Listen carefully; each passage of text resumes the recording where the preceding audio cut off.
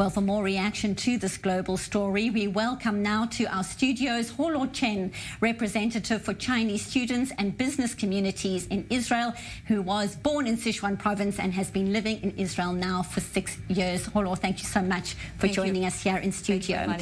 So you returned from Shanghai just 2 weeks ago. I want you to explain to a person watching right now anywhere in the world what it's like to have been in China and understood as you sit in Israel, as you're watching your family and friends, the sense of panic, the sense of concern about what could be spreading in Beijing and surrounds right now. Right. So first of all, I would say this is a very difficult situation. People are worried. People are concerned, but I don't feel that people are panicking. First of all, I think the information pretty open this time, and the central government showed leadership, and people do feel that they get enough numbers and facts on a daily basis. For example, if you open a health application, you will clearly see that 25,000 people are confirmed, so cases are confirmed, and 500 people are dead, and there are also 900 people are recovered. So we see those numbers, and we feel like we are being informed. At the same time, I think a lot of community works and NGOs and hospitals, all those informations will make people be able to educate themselves to understand what's going on. And also a lot of scientists are working on this, tell people how to do protective measurements, and this everything helps. I also would like to say that back in the Spring Festival Gala, everybody knows that this is the biggest moment of China for all Chinese. And actually there's a special program to be put in at last minute without any rehearsal, and people trying to bring this up and to make sure that everyone will be informed and educated. And also, as you all know, in any kind of situation like this, there will be some kind of rumors here and there. And this time, every rumors will be very much presented and cleared as much as possible. So let's talk about practical facts. You've just landed recently here at Ben Gurion Airport in Tel Aviv. Talk us through the checks that happened once you touched down here. What actually happened? Explain. Right. This is actually very unfortunate because 2 weeks ago, when I landed in Israel, I was very surprised that there's no any checks on this issue.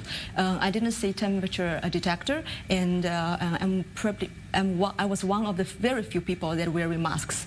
However, in the past week, I do see that Bibi has been very open about it, and there are much more discussion on TV and many news, including now. And I think more information needs to be provided to individuals to decide what they can do, because the more you understand the virus, the more you can be confident how to handle it. And however, I don't think people have enough information at this moment. So talk to us about that information. You mentioned you had a mask on when you landed. If someone was getting onto a flight right now to go, frankly, anywhere in the world, what should they be doing? What precautions can people take? Right. Actually, based on what we were learning, what we are learning every day from application, from TV in China, in Chinese and in English, I would say that there's no best way than wearing a mask and washing your hands. This is what I learned from the Chinese academician Zhong Nanshan and also other doctors, because preventive measurement are the best.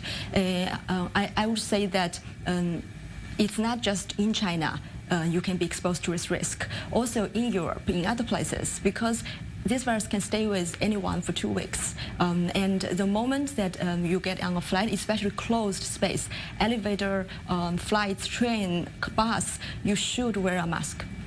Talk us through exactly what you're saying. Everyone should be wearing a mask. What kind of volunteer work are you involved with to try and educate people right now about what they should be doing to try and help? Actually, I would say that we're not educating people. We're literally trying to help shipping and donating medical supplies, which are very much in need and short of in China, to the hospitals, to those frontline workers, medical workers, and community workers. We already shipped the first shipping was a donation, basically from Chinese living in Israel, and that was 80 80,000 masks and 150 protective suits. And the second, we already moved to scale up to 200,000 masks. And the first one is to Wuhan. The second one is to Nanjing. And today, as we speak, we're actually moving our focus from masks to protective suits and goggles because they are more in short in China. And today it's 2,000 protective suits and 300 goggles. And as we speak, they're shipping to China. So what I would say that this voluntary work is really needed worldwide. It's not just us doing it. I'm pretty sure in every country there are Chinese or even foreigners that help in doing it. A lot of NGOs are doing it. A lot of individuals are doing it. And we got millions of donators waiting for us to supply. And we thought we were going to do a donation, but later we realized we can help more donators to help the reply from everywhere in the world. So here I want to say even us, a voluntary team of 6 people, not all from international trading, from high-tech, where amateurs basically can do it together with over 100 helpers around the world. I mean, anyone can really contribute a little bit.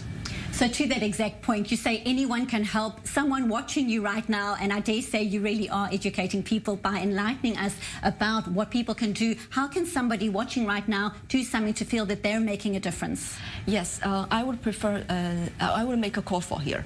So basically right now what we want the most is that if you have any reliable manufacturer leads that can produce protective masks, goggles, suits, and anything that can be possibly used to fighting coronavirus, please let us know.